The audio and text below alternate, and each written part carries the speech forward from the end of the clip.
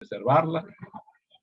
Maravilla. Bueno, feliz tarde todos y cada uno de los que están conectados aquí en la sesión de Zoom y por las redes.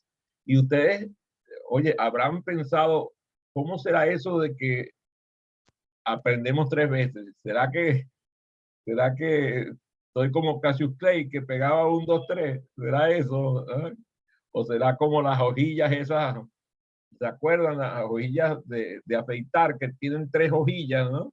Entonces decían, se llamaba track tree, la que la primera se le pasa, la segunda la repasa y la tercera lo acaba. ¿Será así? ¿Será que así la cosa con eso de que aprendemos 3 veces? El cerebro aprende 3 veces. Y es que tiene que ver precisamente con uno de los aportes importantes que ha sido muy mal interpretado, por cierto, que es el tema del cerebro triuno. El tema del cerebro triuno que a mí me interesa muchísimo, porque la gente piensa que nosotros aprendemos más porque tenemos un cerebro pensante, que es el cerebro neocorte, pero resulta que el cerebro que más nos aporta a nosotros al aprendizaje no es el neocorte, tampoco es el cerebro, la corteza, esa que llaman límbica, en la cual residen las emociones. Ni es el cerebro del pensar, ni es el cerebro del imaginar, ni es el cerebro del emocionar lo que nos provee la mayor cantidad de aprendizaje. Entonces, por descarte, el cerebro que nos provee la mayor cantidad de aprendizaje es el cerebro básico, el cerebro que llaman reptiliano. No, mira, nombré los reptiles y apareció Gustavo. Esto es una cosa peligrosísima, ¿no? Que apareció Gustavo con nombré los reptiles. Oye, peligrosísimo eso, Gustavo. Fíjate, nosotros hablamos y lo hemos hablado algunas veces que nosotros tenemos que incorporar el aprendizaje. Incorporar el aprendizaje. Y cuando decimos incorporar el aprendizaje, lo que estamos diciendo es que lo metemos dentro del cuerpo. Dentro del cuerpo. Y yo tengo cuerpo bastante amplio como para incorporar. Pero es que no es solamente el aprendizaje entra por un lado del cuerpo, es que entra por todos lados. Por ejemplo, voy a darle un dato que seguramente ustedes conocen. Nuestros ojos, por ejemplo, nuestros ojos recogen aproximadamente 80 gigabytes de información por segundo. Entonces, si a eso le sumamos lo que recibimos por el sentido del tacto, por el sentido del gusto, por el sentido del olfato, por el sentido del oído y por las gónadas, entonces quiere decir que nosotros somos así como una especie de antena gigantesca que recoge información del universo entero. Nosotros pensamos que nosotros aprendemos solamente de lo que está cerca de nosotros, pero el cerebro se ha comprobado desde el punto de vista de investigación, porque no es fácil de comprobar si no es por laboratorio, que nosotros recogemos información del universo entero. Y suena, ¿verdad?, como ambicioso, ¿no? Porque imagínate, si tenemos tanto que aprender de aquí de la Tierra, ¿cómo estamos aprendiendo de la Luna, del sistema solar? ¿Ustedes saben cuántos cuerpos celestiales incluye nuestro sistema solar? Fíjate que cuando hago la pregunta, la gente dice, oye, es verdad, no sé cuántos, porque entonces están que si las lunas de este planeta, que si las lunas del otro. Entonces empezamos a darnos cuenta que nuestra capacidad de aprender nada más del sistema solar es descomunal. Ahora, súmele eso a solamente una galaxia como la Vía Láctea. Y ahora, imagínense que cuántas galaxias que existen en el universo entero. O sea, estamos hablando de números que son incomprensibles. Nosotros no podemos ponernos los números a los cuales equivale eso. A mí a veces me vienen y me dicen, tú sabes, yo leí que nosotros tenemos no sé cuántos trillones de neuronas. Y yo digo, tú sabes una cosa, yo no sé cómo se piensa en un número de eso. Yo lo puedo imaginar, pero no puedo pensarlo. Si yo me pongo a pensar, oye, ¿cuánto será eso? No tengo la menor idea. Imagínate eso en términos de galaxia. Entonces, todo ese universo del cual nosotros nos retroalimentamos, o sea, toda la información que proviene de nuestro universo entero, a nosotros lo incorporamos a nosotros mismos. Si nosotros no tuviéramos las enormes capacidades que tiene nuestro cerebro de quitar información de la que recibimos, estuviéramos vueltos locos. De hecho, hay personas que sufren de enfermedades que no les permiten discriminar la información que van recibiendo. Entonces, imagínense ustedes, nuevamente piensen esto. Nosotros tenemos, ustedes saben que nosotros tenemos habilidades telepáticas. Algunos de ustedes a lo mejor han leído sobre eso, han leído sobre parapsicología y han visto incluso hasta películas, ¿verdad?, donde muestran habilidades telepáticas. Como, bueno, a mí, tú sabes, a mí me llaman el aprendiz de brujo, a mí siempre me interesó el tema de la parapsicología y me doy cuenta de que nosotros tenemos capacidades telepáticas. Si no piensen ustedes, por ejemplo, aquellas, por ejemplo, que son madres que están aquí, si ustedes no han tenido información respecto a sus hijos que no supieron de dónde provino, sino que de pronto ustedes dijeron, es que yo sentí algo, sentí algo en mí que me estaba diciendo que yo tenía que moverme, que tenía que ir a buscar a mi bebé, que tenía que llamar por teléfono a mi pareja. O sea, la cantidad de cosas que nos ocurren de forma parapsicológica también llega a nosotros. Si nosotros no pudiéramos discriminar eso, estuviéramos totalmente locos. Nada más con lo que acabo de decir, 80 gigabytes de información transmitidos por nuestros ojos cada segundo, más toda la cantidad de información que nos provee el resto de nuestros sentidos. Si nuestro cerebro no tuviera las herramientas suficientes para discriminar toda esa información que recibimos del universo que nos rodea, nosotros estuviéramos totalmente enajenados.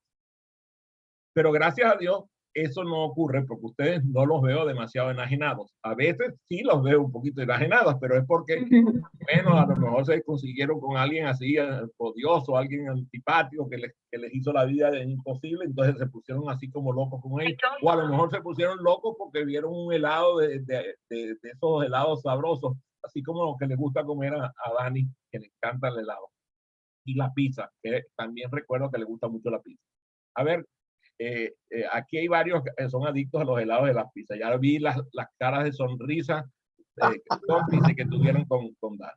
Entonces, la conexión vibracional que nosotros recibimos, y anoten eso, la conexión vibracional es parte del aprendizaje. Y ustedes dicen, ajá, pero ¿cómo hago para yo conocer cómo es ese proceso de la conexión vibracional para yo discriminar y seguir aprendiendo con mayor posibilidad? ¿Cómo hago para que la conexión vibracional yo la establezca con lo que a mí me interesa? Bueno, eso tienen que empezar a asistir a estas sesiones para ir conociendo. Yo les voy a dar algunos secretos del día de hoy. Por otro lado, aparte de la conexión vibracional, ya hablé de la conexión sensorial, ¿verdad? Hablé de la conexión a través de los sentidos. Hay una conexión adicional que es la conexión molecular. Nosotros, ustedes saben, nosotros nos sentimos como si nosotros estuviéramos sólidos. Pero si ustedes se vieran ustedes mismos con lo que llaman en Maracaibo un lente mollejudo, un ojo mollejudo así que los amplíe, si ustedes lograran verse en una ampliación muy, muy intensa, ustedes se darían cuenta que ustedes son moléculas en el espacio. Todos nosotros somos moléculas en el espacio. Lo que pasa es que nuestra mente es tan poderosa que para poder darnos sentido nos une y entonces vemos el rostro así agradable de Eva que se conecta desde León, Guanajuato, o la imagen de Catherine con esa fotografía que se ve así de lo más sexy, o la presencia, usted sabe, elegante de Teresa y de Tini. Esa presencia la están, aunque no lo crean, ustedes la están imaginando. No es real. Eso no existe así. Existe separado.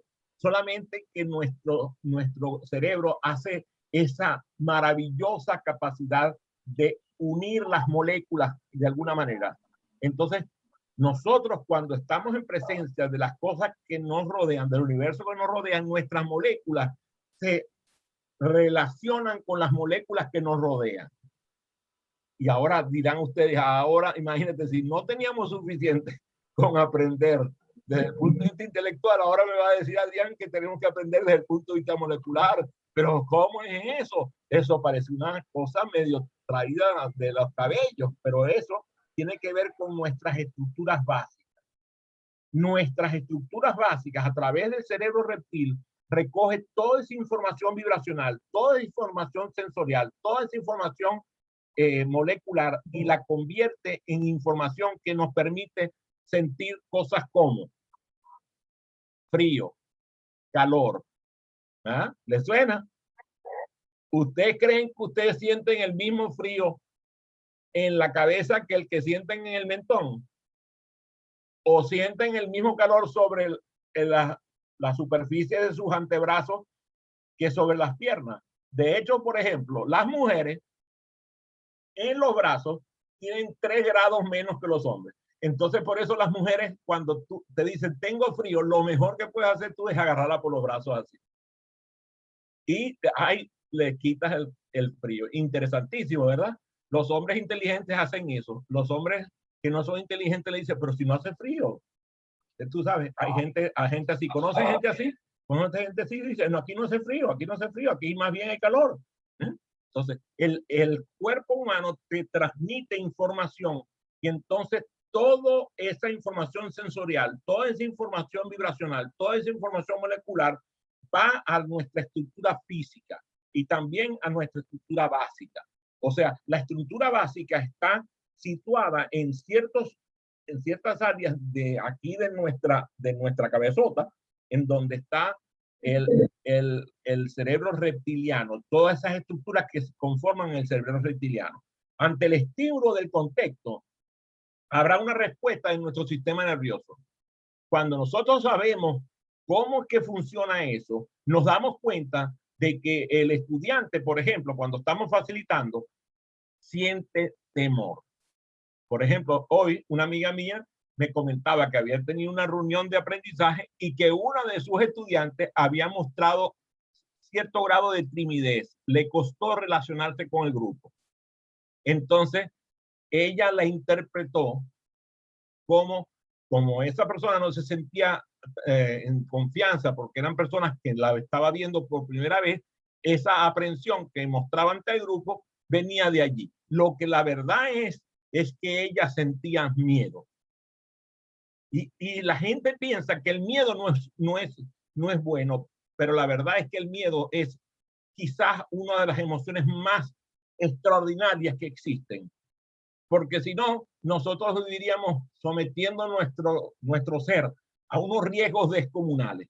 Si nosotros no tuviéramos miedo, no tuviéramos precaución. De hecho, existe una droga que elimina el miedo. Esa droga se probó en un cuerpo de bomberos aquí en los Estados Unidos y al cuerpo de bomberos se le acompañó, o sea, le pusieron gente a acompañar a esos bomberos a los sitios donde iban a atender las emergencias. Todos los bomberos que vivieron la droga que inhibía el miedo se arriesgaron a morir ese día, haciendo cosas que no eran las que tenían que hacer para cumplir su misión. El miedo es el acompañante perfecto para el aprendizaje. Solamente que lo que tenemos que hacer es controlarlo de tal manera de que tengamos regulado el miedo con el valor. Y usted dice, oye, la valentía. Sí, la valentía es una emoción. Y la valentía es la que hace que tú se superpongas al miedo y vayas más allá del miedo, el límite del miedo. Pero que el miedo exista para que tú te protejas. Las emociones básicas, según Susana Block, son ¿cuántas? Ay, se me olvida esta. Tengo que ver si Dani, que hizo el programa ese de cómo eran las 6 emociones de... Ay, dije 6. ¿Cómo? Posible. Mira, ya revelé el número, pero estoy seguro que Dani nos dice las emociones básicas. A ver, Dani, dinos las emociones básicas, a ver si nos... Alegría, miedo, tristeza, enojo, asco Y sorpresa.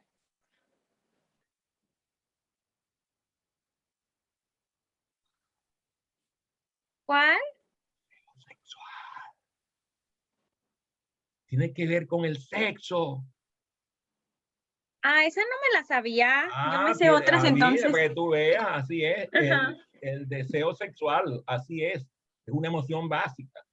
Y es una emoción que permite aprender. Fíjate, tú dirás, pero ¿cómo es eso? ¿Será que mi estudiante para que aprenda de mí tiene que sentir deseo? El deseo tiene interpretaciones distintas.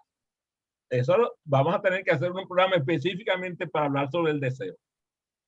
Lo importante es que las emociones básicas están principalmente relacionadas con nuestro cerebro reptil. Cuando nosotros nos sentimos en un ambiente que está protegido, que nos sentimos seguros, que el facilitador o la facilitadora nos genera confianza, nuestro cerebro reptil nos envía mensajes que nos dice, quédate tranquilo que no hay peligro. Pero nos mantiene alerta con el peligro de no decir una estupidez. Hay gente que dice estupideces de forma frecuente, no tiene ningún miedo a decir una estupidez. Quiere decir que no tiene regulada la emoción. Entonces pierde el miedo y hace el papel de estúpido de forma hábil. Y la verdad, no es muy bueno hacer el papel de estúpido. Está bien que nosotros a veces hagamos estupideces, pero no ser estúpido. ¿Lo ven? La diferencia es notoria. Yo he hecho muchas estupideces en mi vida, eso no me hace estúpido. Pero si yo no tuviera conciencia del miedo ante la estupidez, estuviera cometiendo estupideces de forma continua.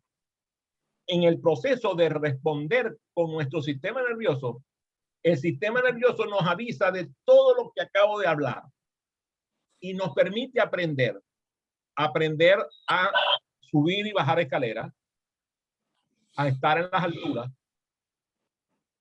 a comer con precaución de no comer cosas podridas. Por ejemplo, esta mañana, yo fui a comerme una naranja y había traído el paquete nuevo del supermercado. Una de las naranjas estaba podrida. Por un lado, la precaución que da el miedo de comer cosas podridas hizo que yo me diera cuenta y que no le metiera el diente a la naranja. Lo mismo ocurre con los animales. Ustedes lo ven. Los animales llegan y saben qué deben comer y qué no. El animal que come cosas que no le conviene es el hombre. Porque decide, voy a McDonald's y viene y se mete una hamburguesa de McDonald's y se suicida con una hamburguesa. Agarra una botella de Coca-Cola y se toma una botella y se envenena. Entonces, el único ser humano, el único ser que come cosas que le hacen daño es el hombre. No digo la mujer para no envilecerlas, pero la verdad es que a la mujer también le pasa que comen cosas inadecuadas, ¿verdad? A veces pasa. Ese cerebro que nosotros llamamos reptiliano, lo llamamos sistema R, regula nuestras respuestas en situaciones de peligro, pero también regula nuestras funciones vitales. La respiración, la producción de humores, la producción de saliva, todo lo que tiene que ver con el aparato digestivo, todo lo que es vital, todo lo que es una necesidad básica del cuerpo se regula a través del sistema reptiliano. Eso permite que haya respuestas instintivas. En ese caso, el facilitador prevé la respuesta instintiva y protege al socio de aprendizaje de que no haya un elemento que esté bajo el control del facilitador que pueda afectar al socio de aprendizaje. Pero si nosotros no estudiamos cómo funciona el cerebro reptiliano, empezamos a hacer cosas que le hacen daño al socio de aprendizaje. Por ejemplo, la regla 90-28, que lo hemos nombrado algunas veces, tiene que ver con el cerebro reptil. También tiene que ver con el cerebro reptil, la memoria, porque nosotros sabemos que el cuerpo, cuando repite, repite en movimiento. No hay una cosa que produzca mayor aprendizaje que la repetición del movimiento. Ayer hablábamos con nuestro querido Charlie Otero, Manito, y hablaba precisamente del poder del cuerpo en el aprendizaje. Y entonces allí, con razón, cuando él habla del cuerpo y el aprendizaje, lo que está diciendo es que nosotros a través del sistema reptiliano ingresamos la información mucho más fácil que a través del sistema neocortical, del cerebro del pensar. Entonces, los facilitadores, en vez de estar perdiendo el tiempo explicando o demostrando, tienen que hacer que el cuerpo se mueva. Y al moverse el cuerpo, incorpora el aprendizaje. Tú dirás, pero oye, pero entonces no hay comprensión. Al principio no la hay, pero después, como todo es sistémico, en el momento en que tú necesitas recoger eso, haces el desglose, entonces mezclas el cerebro del pensar con el cerebro del actuar y ahí funciona. Todo esto tiene sentido solamente si nosotros sentimos que somos un poder ante el universo. Es decir, que nosotros debemos, como facilitadores, dejarnos afectar por el universo, dejarnos que el universo nos retroalimente. Vayámonos al segundo nivel de aprendizaje, que es el aprendizaje emocional. La retroalimentación emocional también existe. Nosotros tenemos ese cerebro del sentir, ese cerebro de las emociones humanas, de las cuales nos reportó Dani algunas de ellas, en donde se regulan los procesos. Y los ANOS nos abre los ojos y nos dice, la ley más importante de las que yo tengo para entregarles, para aprender, es la ley del amor.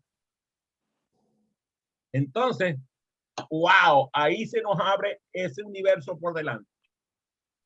Porque el amor reside en el sistema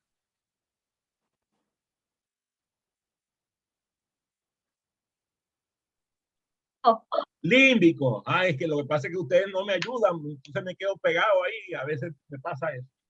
Entonces, la sexualidad también, que antes la vimos que tiene una respuesta sexual, el cerebro reptil, también el cerebro límbico tiene una respuesta a la sexualidad, ya es otra cosa.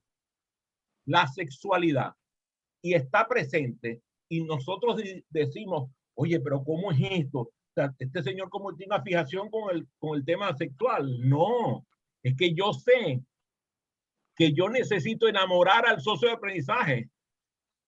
Y cuando yo enamoro al socio de aprendizaje, el sexo está presente. Lo que pasa es que la gente entiende por sexo a las relaciones sexuales. No, la sexualidad va mucho más allá, es mucho más poderosa. Por eso es que tenemos que aprender la diferencia de género.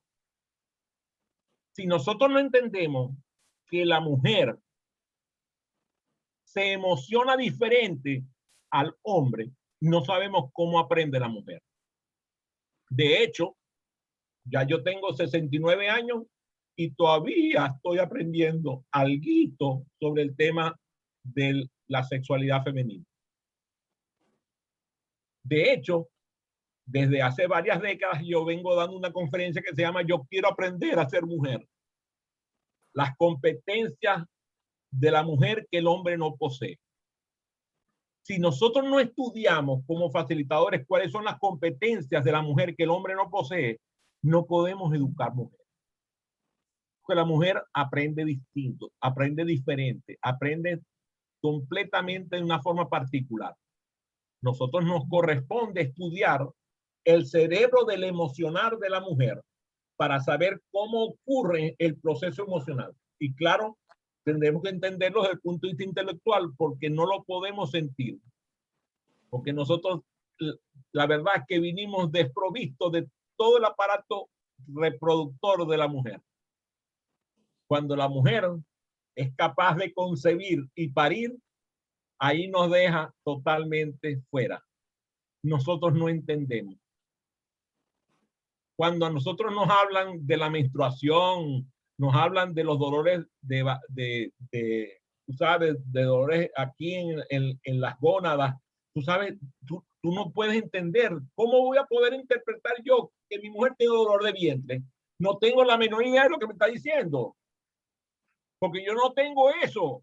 Entonces la mujer también tiene que saber que el hombre es un ignorante y tiene que tenerle perdón de Dios, tiene que tener misericordia, porque al hombre le faltan cosas. El hombre, por ejemplo, tiene una debilidad intrínseca al ser hombre. La mujer es capaz de tener múltiples orgasmos ilimitados. O sea, se ha tipificado, y Master y Johnson hace muchos años dijeron que una mujer en manos de un amante hábil podía llegar a tener 50, 52 orgasmos en una relación amatoria prolongada. Para nosotros el tercero es heroico. Nosotros no sabemos de eso. No tenemos capacidad para entender eso. Y eso produce, desde el punto de vista psicológico, cierto grado de envidia. Además, el hombre tiene temor ante la presencia de la mujer, porque la ve desprovista de falo. Al verla desprovista de falo, le produce temor de perderlo él. Eso está más que estudiado por la gente que revisa esos temas en psicología. Pero todos esos temas de la sexualidad femenina y todos esos temas de la sexualidad masculina influyen en el aprendizaje del hombre y la mujer. Y a nosotros nos corresponde entender cómo maneja sus emociones un hombre, cómo maneja sus emociones una mujer. Y por si fuera poco, empezamos a ver las conductas, por ejemplo, de las personas homosexuales, incluso ahora con las personas transgénero, que empiezan a poner a gente nerviosa porque simplemente ante la ignorancia empiezan a actuar como siempre la mayoría de las veces ha pasado en la historia del mundo, con agresión a lo que no conoce. Entonces imagínate que tú tienes un estudiante en la clase que es transgénero. Ahora tenemos aquí en los Estados Unidos una persona que es miembro del gabinete del presidente Biden que es transgénero. Si nosotros no somos capaces de reconocer que esa es una situación actual y nos ponemos puristas, ortodoxos a no quererlo reconocer, cuando nos toque un estudiante que viene con una conducta homosexual, lo vamos a manejar mal. Y cuando nos venga un estudiante con una condición de transgénero, todavía peor. Si ya estamos manejando mal la relación con mujer y hombre. Las emociones tienen que decirnos a nosotros que existe un conjunto neuronal que no corresponde al sistema neocortical, sino que corresponde al sistema límbico. Y esas neuronas son distintas, se comportan distintas, la información es distinta, al igual que las neuronas que corresponden al sistema reptiliano funcionan con el sistema reptiliano y funcionan de forma diferente, porque no nos damos ni cuenta. Imagínate que tuvieras que pensar, inhalo, exhalo, inhalo, exhalo, inhalo, exhalo. Ahí se me olvidó. Terminas desmayado. Sístole, diástole, sístole, diástole, sístole, sístole, te perdí el ritmo. Entonces, si tú tuvieras que pensar en eso, estuvieras muerto.